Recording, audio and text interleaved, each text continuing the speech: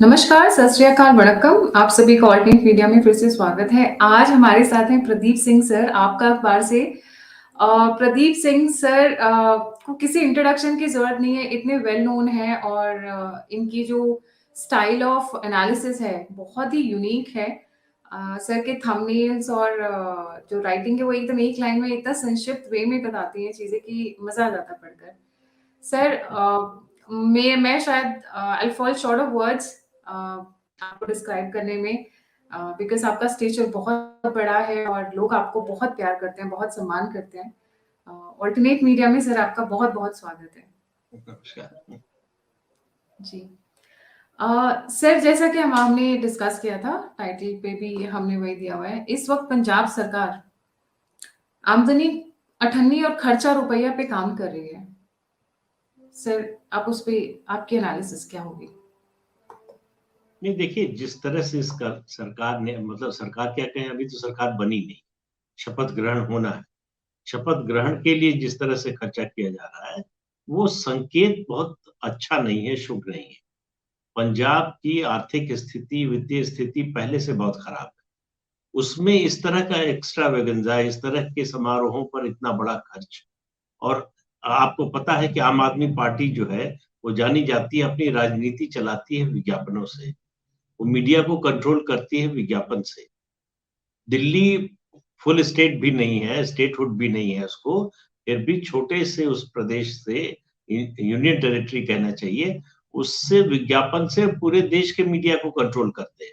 मजाल नहीं है कि अरविंद केजरीवाल और आम आदमी पार्टी के खिलाफ जल्दी कुछ छप जाए। तो ऐसे में अभी सरकार बनी नहीं है, 1 करोड़ का एड वो दे चुके हैं पंजाब के जो रीजनल चैनल, छोटे चैनल हैं उनको। उसके अलावा जो है स्वेरिंग इन सेरेमनी पर जो है 2 करोड़ खर्च का अनुमान है, वो बढ़ेगा ही, कम नहीं होने वाला है। अभी आपने बताया 100 एकड़ से ज्यादा की गेहूं की फसल काट दी गई है पार्किंग और दूसरी सुविधाओं के लिए। तो ये अगर शुरुआत ये है, तो फिर पंजाब के लोगों को थोड़ा चिंतित होना चाहिए कि आगे क्या होगा। क्योंकि ये इसमें फोकस कहीं से पंजाब का आम आदमी नहीं दिख रहा है, इसमें फोकस पंजाब का किसान नहीं दिख रहा है। ये पंजाब में जो 13 महीने से आंदोलन चल रहा था, उसका कोई इशू जो है वो एड्रेस होता हुआ नहीं दिख रहा है। कहाँ तो एमएसपी की मांग हो रही थी, कहाँ खड़ी फसल फसल जो है काटी जा रही है।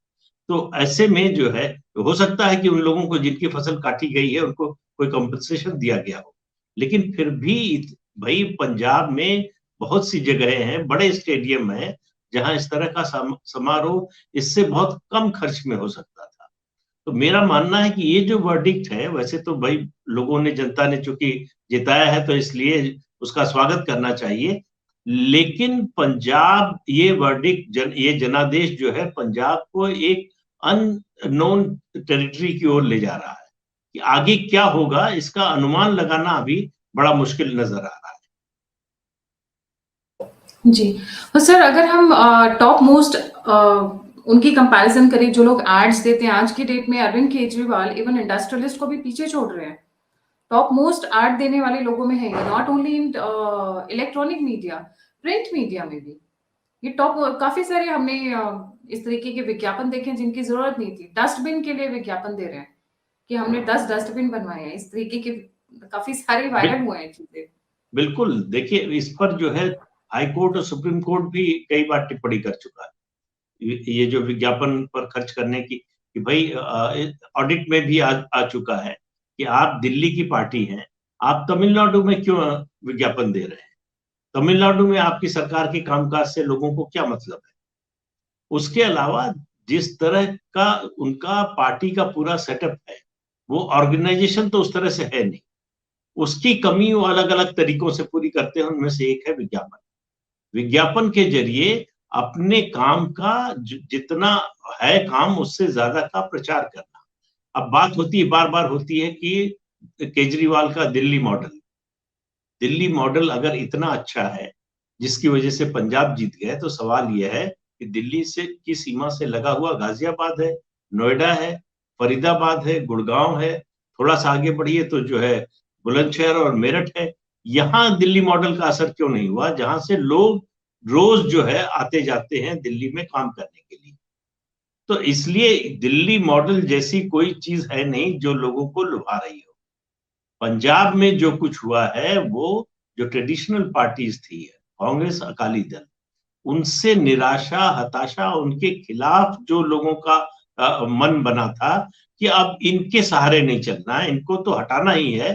तो विकल्प के रूप में सिर्फ वहां आम आदमी पार्टी थी, तो लोगों ने आम आदमी पार्टी को चुन लिया।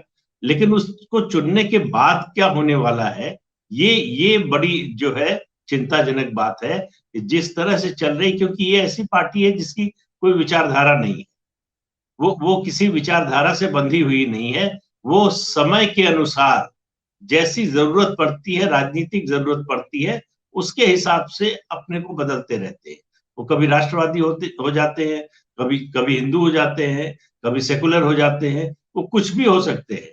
वो पानी की तरह है, जिस बर्तन में रखिए उसी का शेप ले ले, उस तरह से है। जी सर, ये स्टेट ऑलरेडी फाइनेंसेस के मामले में बहुत क्रंच में चल रहा है। इन लोग की आमदनी नहीं है। इनकी आमदनी के बारे में सर आप क्या बताना चाहेंगे डिटेल्स में कि इनके मेन सोर्सेस ऑफ इनकम कहाँ है? नहीं, देखिए, पंजाब में इंडस्ट्री वगैरह तो है नहीं, तो मेन सोर्स ऑफ इनकम जो है वो इनका एग्रीकल्चर से ही आता है। एग्रीकल्चर सबसे बड़ी मतलब इकोनॉमिक एक्टिविटी है पंजाब में। सबसे ज्यादा एमएसपी पर जो गेहूं और धान की खरीद होती है देश में, वो पंजाब से होती है। एफसीआई सबसे ज्यादा पेमेंट करता है, तो वो पंजाब के किसानों को करता है। तो मेन तो उनकी आमदनी का जरिया वही है। इसीलिए वो उनको हर ऐसी बात से डर लगता है जिसमें ये आशंका हो कि एमएसपी की व्यवस्था खत्म की जा सकती है, या धान और गेहूं की खरीद जो है वो कम की जा सकती है। तो ये आंदोलन जो था, ये मेरा मानना है कि बेसिकली ये आढ़तियों का और उसके अलावा जो बड़े किसान हैं उनका है, क्योंकि बिल्कुल उनके लिए इनकम एश्योर्ड है।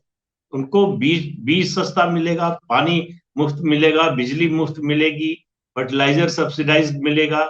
उनको खेत में बीज डालना है, फसल तैयार हुई तो खरीदार पहले से है, दाम पहले से तय है।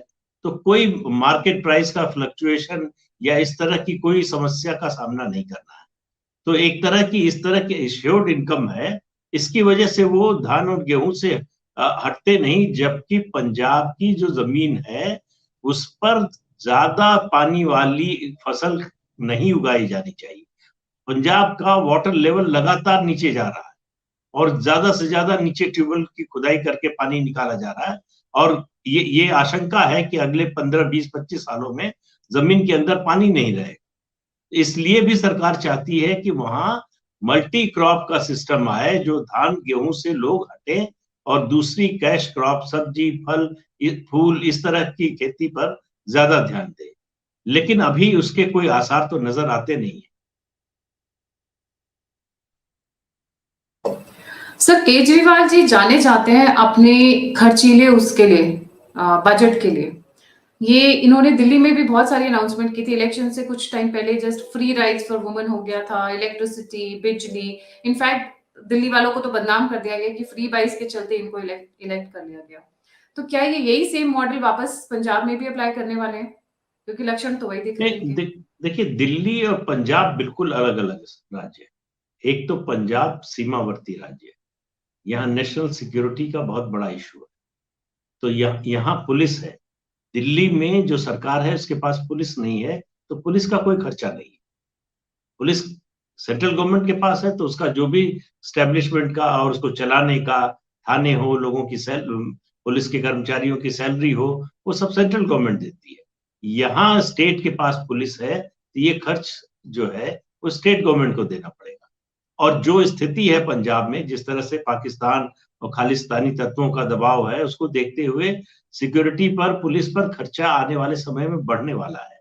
तो आमदनी का जब तक कोई नया जरिया नहीं तलाशा जाएगा कि कैसे हो, और उसका एक ही तरीका है कि इन्वेस्टमेंट आए। इन्वेस्टमेंट आए, नई इंडस्ट्रीज आए, तो रोजगार भी बढ़ेगा, आमदनी भी बढ़ेगी। लेकिन सवाल यह है कि कोई अपनी जमीन बेचने को तैयार हो, तब तो इंडस्ट्री आएगी। दूसरा, जब तक कानून व्यवस्था नहीं ठीक होती, तब तक इंडस्ट्री के आने की संभावना बहुत कम रहती है। तो पिछले कई दशकों में पंजाब में कोई नई इंडस्ट्री आई नहीं है।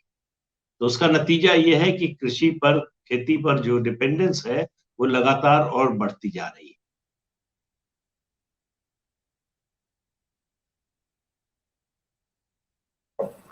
सर, आप जो कह रहे हैं कि खर्चा आएगा पुलिस पे और सिक्योरिटी पर देखने में तो ये आ रहा है कि ये खुद खर्चा उठा लेंगे वो, इन द सेंस कि इनको सिक्योरिटी से कोई लेना देना नहीं है। ये खालिस्तान के सपोर्टर रहे हैं, प्रमोटर रहे हैं। अब इस सिचुएशन में जब इनके पास पैसा टाइट रहेगा थोड़ा सा, तो ये तो बात जो फील होती है कि ये तो खुला हाथ दे देंगे खालिस्तानियों को और पुलिस वालों को कि भैया जो करना है करो, हमें तो इतना, because everybody knows who has been with police और who have spoken to police कि पुलिस के छोटे से बड़े आला अफसर को एक हफ्ता या महीना फिक्स्ड अमाउंट आता है, उसको हम नकार नहीं सकते। तो देखिए, एक इंडस्ट्री है पंजाब में जो गैर कानूनी इंडस्ट्री है, वो ड्रग की है। बॉर्डर के पार से ड्रग आती है, उसका डिस्ट्रीब्यूशन होता है, उसमें पॉलिटिकल लोग शामिल हैं, उसमें ब्यूरोक्रेसी शामिल है, उसमें पुलिस के लोग शामिल हैं, और ये धंधा फलता फूलता रहता है। तो राजनीतिक दलों को इससे फंडिंग भी होती है, तो इसलिए भी इनके खिलाफ कोई कार्रवाई नहीं होती। इतना सब कुछ कहने सुनने के बाद भी मजीठिया के खिलाफ आरोप लगाया। अरविंद केजरीवाल ने 2014 में चुनाव, 2017 में विधानसभा चुनाव से पहले आरोप लगाया था। उसके बाद कोर्ट में जब डिफेमेशन केस हुआ तो उन्होंने माफी मांगी लिखकर। तो अब भी उनके आने के बाद कोई मजीठिया के खिलाफ जो है बड़ी जांच या इस तरह की कार्रवाई होने वाली है, इसकी उम्मीद कम है, क्योंकि अब वो उनको जरूरत होगी उस ड्रग माफिया की, पैसों के लिए, रिसोर्सेज के लिए उनको जरूरत होगी। दूसरा, आपने ठीक कहा है, ये जो एसएफजे है, सिख फॉर जस्टिस, इसका दबाव इन पर बहुत ज्यादा बढ़ने वाला है। चुनाव से 3 दिन पहले, मतदान से 3 दिन पहले, वहां पर एक चिट्ठी चली, सर्कुलेट हुई पंजाब में कि सिख फॉर जस्टिस ने आम आदमी पार्टी को सपोर्ट किया है। तुरंत उन लोगों ने खंडन कर दिया कि हमने ऐसी कोई चिट्ठी जारी नहीं की है। इनके यहां से ऐसा एसएफजे के जो गुरपतवंत सिंह हैं, उन्होंने एक चिट्ठी में कहा है कि आम आदमी पार्टी की ओर से ये कहा गया कि आप इसको एंडोर्स कर दीजिए, कि आपकी चिट्ठी है, इसके बदले हम आपको पैसा देंगे।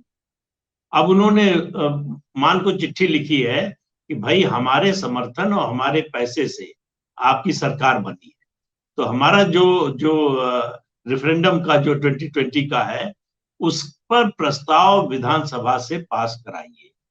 अब इस दबाव को एसएफजे के कब तक ये झेल पाएंगे, कितनी देर रोक पाएंगे, ये कहना मुश्किल है। और वो इसी तक नहीं रुकेंगे, उसके आगे भी उनका दबाव होगा। तो और ये बात पंजाब में किसी से छिपी नहीं है कि सिख फॉर जस्टिस और आम आदमी पार्टी के संबंध हैं। कितने हैं, उसका लेवल क्या है, उस पर बहस हो सकती है, लेकिन है, ये छिपी हुई बात नहीं है। तो ये आने वाले समय में जो है, सिक्योरिटी फोर्सेस का जो शुरू में आप प्रोग्राम शुरू होने से पहले कह रही थी कि इंटेलिजेंस एजेंसीज के लिए, उनके लिए बहुत बड़ा सिरदर्द होने वाला है पंजाब, क्योंकि अगर स्टेट गवर्नमेंट से कोऑपरेशन नहीं मिलेगा, अगर स्टेट गवर्नमेंट ऐसे तत्वों के साथ हॉबनॉबिंग करेगी जो देश के विरोध में काम कर रहे हैं, तो उनके लिए काम करना बड़ा कठिन हो जाएगा। जी सर, आपको लगता है खालिस्तान अब पूरे चरम पर आ जाएगा? क्योंकि खालिस्तान का शुरू हो गया है। शुरू क्या हो गया हमने देखा 26 जनवरी को हुआ, बहुत ही गलत हुआ, और उसके बाद से कोई स्टॉपेज नहीं है। Across the country we have seen lot of hints, UK में, कनाडा के तो प्रधानमंत्री वो जस्टिन ट्रूडो तक आगे सपोर्ट में। तो अब आपको क्या लगता है यहाँ से दिशा किस तरफ जाएगी? मेरा पर्सनल जो ऑब्जर्वेशन है, चीजें बहुत बड़े स्तर पर आने वाली हैं, जिसके लिए हमें तैयार रहना चाहिए। हाँ बिल्कुल, देखिए कनाडा, स्पेन, यूएस, यूके और यूरोप के और कई देश, इन सब जगहों से खालिस्तानी जो ऑर्गेनाइजेशंस हैं, इनको फंडिंग मिलती है। वो पैसा अब पंजाब में आए, और वो क्या करेगा अरविंद केजरीवाल उसको, या मतलब उनकी सरकार, उनकी पार्टी की सरकार कैसे रेजिस्ट करेगी, ये अभी बताना बड़ा मुश्किल है। लेकिन उनके लिए ये समस्या और लोगों से ज्यादा होने वाली है, क्योंकि उन्होंने दोस्ती का रास्ता पकड़ा। तो अब दोस्ती निभाने का और उसकी भरपाई करने का समय आया। इसके अलावा पंजाब की राजनीति में एक बड़ा परिवर्तन आने जा रहा है कि अभी पंजाब की राजनीति दो खेमों की तरह चलती थी। अकाली दल और कांग्रेस में अकाली दल निर्भर था एसजीपीसी पर, सिख गुरुद्वारा प्रबंधक कमेटी, वो उनके जरिए ऑपरेट करता था, उसका समर्थन मिलता था। और दूसरी तरफ कांग्रेस को बहुत से डेरों का समर्थन मिलता था। पंजाब में हजारों डेरे हैं, वो अलग अलग जो है समय पर अलग अलग पार्टियों को समर्थन करते हैं, लेकिन लंबे समय तक कांग्रेस का समर्थन करते रहे। अब इन दोनों को इस जनादेश ने इररिलेवेंट बना दिया है। न तो एसजीपीसी की चली और न ही डेरों की चली। हालांकि हरियाणा सरकार ने वो डेरा सच्चा सौदा के राम रहीम को फरलो पर जो है रिलीज कराया था चुनाव से पहले। उन्होंने कुछ जगहों पर अकाली दल के लिए, कुछ जगहों पर बीजेपी के लिए और मान के लिए भी अपील की। इसका मतलब डेरा सच्चा सौदा के राम रहीम को अंदाजा हो गया था कि आम आदमी पार्टी आ सकती है या आने वाली है, तो इसलिए आगे के संबंध बनाकर रखने के लिए अब यहां से सवाल होगा कि आम आदमी पार्टी इनका कैसे इस्तेमाल करती। क्या एसजीपीसी में घुसने की कोशिश करेगी, जिस तरह से अकाली दल का कब्जा था, क्या अब आम आदमी पार्टी का कब्जा होगा? उसी तरह से डेरे क्या आम आदमी पार्टी के साथ जाना पसंद करेंगे, जो पॉलिटिकली ज्यादा एक्टिव है, उनकी बात कर रहा हूं। कई डेरे ऐसे हैं जो राजनीति में नहीं पड़ते, किसी पार्टी के लिए कभी समर्थन नहीं करते, लेकिन इसके बावजूद ये सवाल होगा कि आने वाले समय में डेरों और एसजीपीसी की पंजाब की राजनीति में क्या भूमिका होगी। अरविंद केजरीवाल और उनकी पार्टी इनसे कैसे संबंध रखेगी। इनको अभी अभी जो जनादेश मिला है उसमें तो साफ दिखाई दे रहा है कि इनकी नहीं चली, तो क्या उससे छुटकारा पा लेंगे या अपने हथियार के रूप में इस्तेमाल करेंगे। इसलिए भी कि आप देखिए जिस तरह के लोग जीत कर आए, वो कोई पार्टी के कैडर के लोग नहीं है। कोई मोबाइल रिपेयर करने वाला है, कोई कुछ और करने वाला है, जिसका राजनीति से उस तरह से सीधा कोई लंबा जो है वो वास्ता नहीं रहा है। तो जब पार्टी का कैडर नहीं होता है तो फिर एक मुश्किल आती है कि जब आप किसी बड़े इशू पर स्टैंड लेते हैं तो उनको इसका पता नहीं होता कि इसका समर्थन करना है, विरोध करना है, और अगर समर्थन करना है तो किस लिए करना है। वो चूंकि लीडर कह रहा है इसलिए समर्थन कर देंगे, लेकिन वो कन्विक्शन नहीं होता है, तो फिर आगे दिक्कत आती है। मैं एक और दिखाना चाहूंगी, ये कल की घटना है।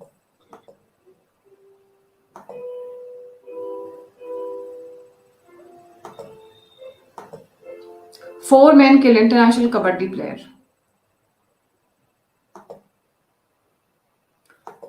सर चीजें गलत डायरेक्शन में जा रही हैं अब ये, जैसा कि हमने मतलब शुरुआती संकेत तो अच्छे नहीं। अगर शुरुआत ये है तो कल्पना ही कर सकते हैं कि आने वाले समय में जब सरकार पूरी तरह से बन जाएगी, सारे अधिकार हाथ में आ जाएंगे, तो उसके बाद क्या होगा। दरअसल यही डर था जिसने 2017 में आम आदमी पार्टी को सत्ता में नहीं आने दिया। लोगों के मन में डर था, खास तौर से हिंदुओं के मन में बहुत डर था कि कहीं 80 के दशक वाली स्थिति फिर न लौटे। इसलिए उन्होंने लास्ट मोमेंट पे फिर कांग्रेस को वोट कर दिया और कांग्रेस की जो है बड़ी जीत हुई। लेकिन इस बार कांग्रेस ने अपना घर इस तरह से सत्यानाश कर लिया कि कोई वोट देना भी चाहे तो वो नहीं दे सकता। और अकाली दल का जो है 2017 से, बल्कि उससे पहले जब वो सत्ता में थे 2012 से 17 का जो उनका दूसरा कार्यकाल था, उसमें बेअदबी वाले मामले में जिस तरह से डिस्क्रेडिट हुए, वहां से फिर लोगों की निगाह में वो चढ़े नहीं। आज भी लोग मानते हैं कि बेअदबी का जो मामला था उसमें या तो अकाली दल के लोग शामिल थे या जो लोग शामिल थे उनको बचाने का काम उन्होंने किया। तो इस वजह से पंजाब में जो है अकाली दल का कोई जो है अभी ग्राफ ऊपर जाएगा या उनके समर्थन में लोग आएंगे, ऐसा दिखाई नहीं देता। इसलिए मैदान आम आदमी पार्टी के लिए खाली है पूरा। ये और चिंता की बात है, जितना बड़ा बहुमत लेकर आए हैं उसमें उनके निरंकुश हो जाने का भी खतरा है, क्योंकि अपोजिशन तो कुछ बचा नहीं। कांग्रेस जो सबसे बड़ी मतलब दूसरी सबसे बड़ी पार्टी है, उसकी सिर्फ 15 सीटें हैं। तो इससे आप अंदाजा लगा लीजिए कि विधानसभा की स्थिति क्या हो। इतने प्रचंड बहुमत के बाद सरकार के लिए विपक्ष को इग्नोर करना या विपक्ष की ओर ध्यान ही न देना, उसकी बातों पर, मुद्दों पर ध्यान न देना, ये बहुत आसान है। और एक और चीज है, आपको बताऊं कि अभी तो शुरुआत है, ये सब आपको दिखाई दे रहा है। एक और समस्या इस सरकार के साथ आने वाली है, और वो है कि क्या अरविंद केजरीवाल सब कुछ मान पर छोड़ देंगे? वो दिल्ली से पंजाब की सरकार चलाने की कोशिश करेंगे, बैक सीट ड्राइविंग की कोशिश करेंगे। वहां पर फिर जो है क्लैश शुरू होगा। अरविंद केजरीवाल ने देखिए चुनाव से पहले तो एक तरह से मान को अपना नेता मान लिया, जब उन्होंने अपनी ओर से घोषणा करने की बजाय कहा कि हमने लोगों से पूछ के सर्वे करके जो है, ऑनलाइन सर्वे करके, फोन कॉल्स के बेसिस पर, उसके आधार पर नेता चुना, और सबने जो है 90% से ज्यादा लोगों ने मान के पक्ष में वोट किया। तो अब उन्होंने कहा कि ये लोगों की पसंद है, मेरी पसंद है ये नहीं कहा, अपनी ओर से अपॉइंट नहीं किया। तो अब सत्ता मिलने के बाद कोई जो है किसी का इस तरह से मातहत होकर काम नहीं करता। याद कीजिए, जब इंदिरा गांधी को बनाया था सिंडिकेट ने प्रधानमंत्री, मोरारजी देसाई की बजाय, तो मानकर वहां कहा जाता था गूंगी गुड़िया है, इनको अपने हिसाब से चलाएंगे। तो मान को अपने हिसाब से अगर चलाने की कोशिश की अरविंद केजरीवाल ने, तब निश्चित रूप से सरकार के लिए, अरविंद केजरीवाल के लिए समस्या होगी, और सबसे ज्यादा पंजाब के लोगों के लिए समस्या होगी। मैं बार बार कहता हूं कि इस सरकार की कोई विचारधारा नहीं है, इसलिए ये किसी भी दिशा में जा सकती है। जी सर, आपने जो 2 पॉइंट्स रेज किए, एक तो इनका बेअदबी वाला, और दूसरा पॉइंट जिसपे आपने कहा इनकी कोई विचारधारा नहीं है, बिल्कुल सही है। सब बेअदबी पर जो वहां के लोकल्स हैं जिनसे मैं टच में हूँ, बहुत सारे पुलिस ऑफिसर्स हैं, कोई ऑन रिकॉर्ड आना नहीं चाहता है। Nobody wants to come and talk about it, because सबको पता है कि वहां पर थोड़ा सा बोलने के बाद अगले दिन वो फिर ओवरडोज हो जाती है, या फिर किसी नाले में मिल जाते हैं लोग, ऐसे बहुत सारे किस्से हो जाते हैं। मुझे सवाल सुनाई नहीं दिया ठीक से। जी, सवाल ये है कि बेअदबी की घटनाएं जो हाँ। 2017 से हो रही हैं, डायरेक्टली और indirectly has been done by घुंघरू वाले सेठ, दिल्ली के घुंघरू वाले सेठ, in order to get political mileage. हाँ बिल्कुल, देखिए अब ये बेअदबी की घटनाओं का अकाली दल कुछ नहीं कर पाया, ब्लेम उस पर था ही। कांग्रेस पार्टी 5 साल सत्ता में रही, किसी को सजा नहीं दिला पाई, जांच कहीं पहुंची नहीं, उसको नुकसान हुआ। अब आम आदमी पार्टी से सवाल पूछा जाएगा कि भाई आप सवाल उठा रहे थे बेअदबी पर, इतनी घटनाएं हो रही हैं, अभी एक लिंचिंग का मामला हुआ जिसमें बेअदबी का कोई मुद्दा ही नहीं था। वो ग्रंथी ने जो है एक व्यक्ति को मार डाला क्योंकि किचन में वो कुछ खाना लेने के लिए गया था। तो ज्यादा से ज्यादा चोरी का मामला था, खाना चुराने का, भूखा आदमी था, उसको मार डाला गया। अब उस केस का क्या होगा? उस केस में क्या ग्रंथी को सजा दिलवाएगी पंजाब सरकार? और बेअदबी के पहले के जो मामले हैं उनमें जांच का क्या होगा? तो ये बेअदबी 2 सरकारें तो ले चुकी है, तीसरी सरकार क्या उससे बच पाएगी, ये सवाल होगा। और ये सवाल का जवाब जो है वो इसी से तय होगा कि कितनी ईमानदारी से और कितनी जल्दी इसका फैसला होता है। जी सर, जो आपने कहा भगवंत मान को बनाया जा रहा है चीफ मिनिस्टर, और ये चलाएंगे सरकार दिल्ली में बैठ के, जिसके चांसेस बहुत कम दिख रहे हैं। कह रहे हैं कि आगे 6 महीने बाद, क्योंकि ऑलरेडी इनकी जो मीडिया में इमेज है वो टल्ली होकर झूमने वाली इमेज बना दी है, खुद आप आम आदमी पार्टी ही बना रही है। हम लोग तो मजे ले रहे हैं, बाकी लोग तो 6 महीने या 1 साल बाद ऐसा कहा जा रहा है कि राघव चड्ढा को शायद उनकी जगह बिठा दिया जाए। देखिए 6 महीने 1 साल बाद की तो बात कोई नहीं जानता, लेकिन अभी से जो संकेत मिल रहे हैं आम आदमी पार्टी से कि राघव चड्ढा चंडीगढ़ में रहकर सरकार को चलाने का, दिशा देने का काम करेंगे, तो एक तरह से वो एक्स्ट्रा कॉन्स्टिट्यूशनल अथॉरिटी की तरह काम करेंगे। अब उसमें क्लैश होगा, ब्यूरोक्रेसी से होगा, फिर जो है पॉलिटिकल लोगों से होगा, विधायक और विधायकों से ज्यादा जो मंत्री हैं वो कितना इस दखल को बर्दाश्त करेंगे और कब तक करेंगे, इसका सवाल है। ये अरविंद केजरीवाल के मन में तो शुरू से ये कसक तो है ही कि उनको एक फुल फ्लेज्ड स्टेट मिले। 17 में वो खुद मुख्यमंत्री बनना चाहते थे, लेकिन बन नहीं पाए। इस बार उनको समझ में आ गया कि अगर अपना नाम चलाया, अपने नाम को आगे किया, तो फिर सरकार नहीं बन पाएगी। इसलिए भगवंत मान को जो है उन्होंने नाम आगे किया, क्योंकि आप 17 से 22 के बीच में देखिए, उन्होंने 2 या 3 जो है लीडर अपोजिशन बदले। जो लोग थे उनके नेता सब छोड़कर चले गए। 2014 में लोकसभा की 4 सीटें जीते थे, 19 में वो 1 हो गई। तो इसलिए जो है वो उनकी कोशिश होगी। और ये जो अभी कुमार विश्वास ने बात कही थी कि उनसे जो बातचीत हुई थी, उन्होंने कहा था कि अगर पंजाब का मुख्यमंत्री नहीं तो खालिस्तान का प्रधानमंत्री भी बनना मुझे मंजूर होगा। वो बात दूसरे कई और लोगों ने एक तरह से उसकी तस्दीक की है, लेकिन वो कितनी सही है गलत है उसको छोड़ देते हैं।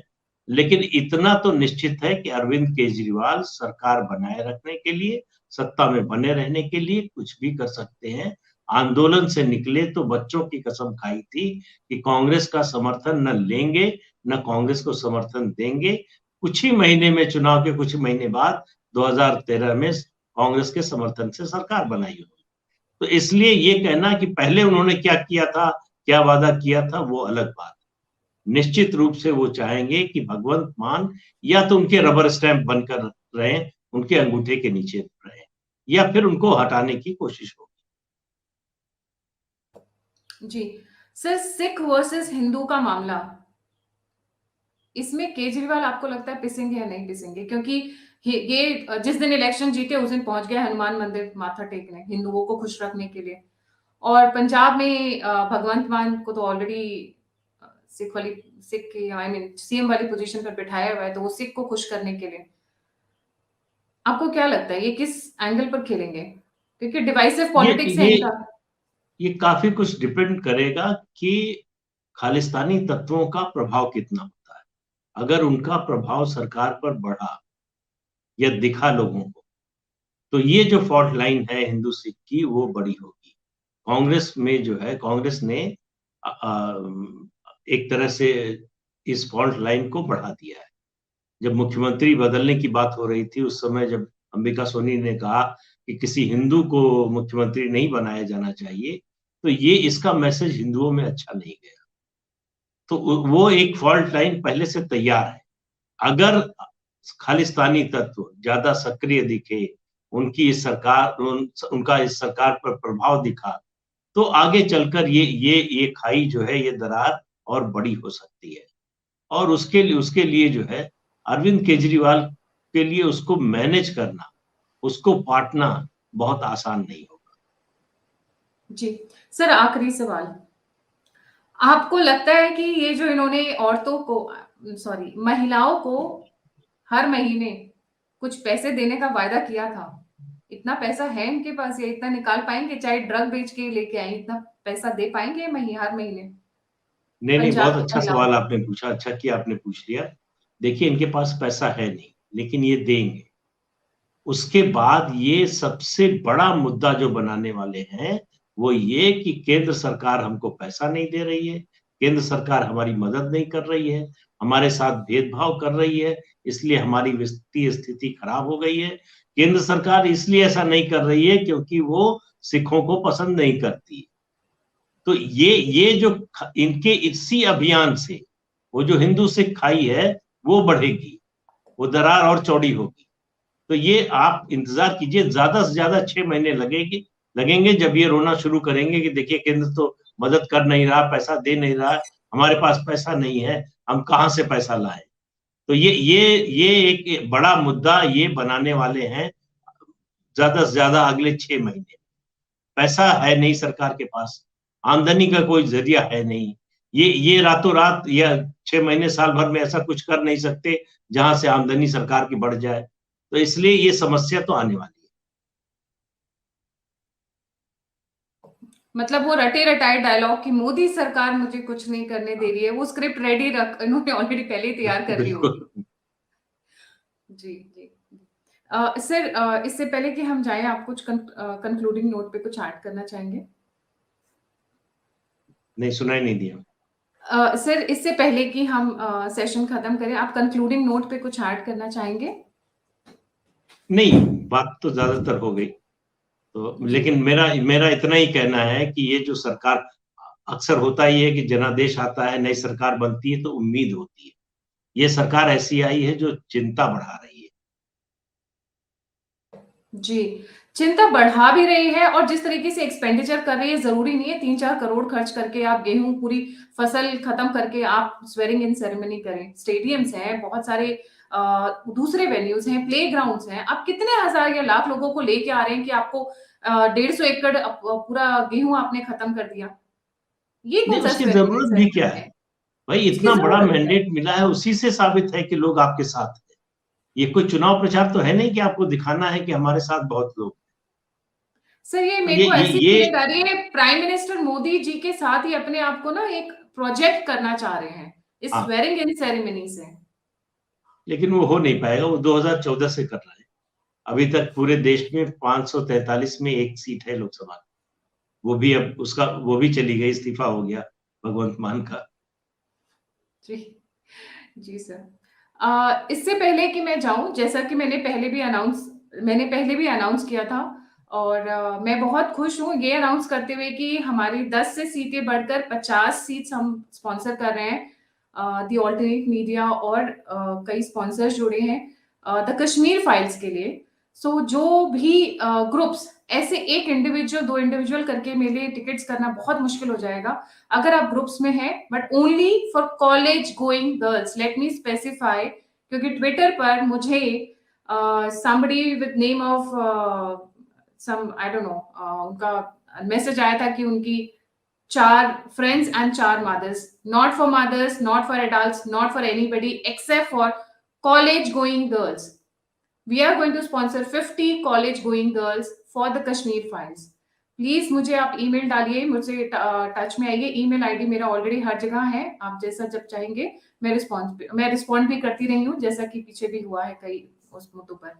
इससे पहले कि आप जाएं, please don't forget to like, subscribe and share. If you want to support me, membership आप ले सकते हैं और डेफिनेटली ट्विटर, फेसबुक और बाकी माध्यम से आप मेरे साथ टच में आ सकते हैं। प्रदीप सर, आपका ऑल्टरनेट मीडिया पे आने के लिए बहुत-बहुत धन्यवाद। थैंक यू, आपका ऐसा भी। लग रहा है ऐसा लग रहा है कि जैकपॉट लग गया मेरा, मैं बहुत खुश हूँ अरे नहीं। आपके आने से। जी, और थैंक यू सो मच। आप लोगों की मेहनत है कि आज की जनता इतनी जागरूक हो रही है। अदरवाइज़ लेफ्टिस्ट कपाल ने अपनी तरफ से कोई कसर तो छोड़ी नहीं थी। Lot of regards and lot of respect from our sides. Thank you so much thank sir. You very much. Thank you sir. जय हिंद, जय श्री राम।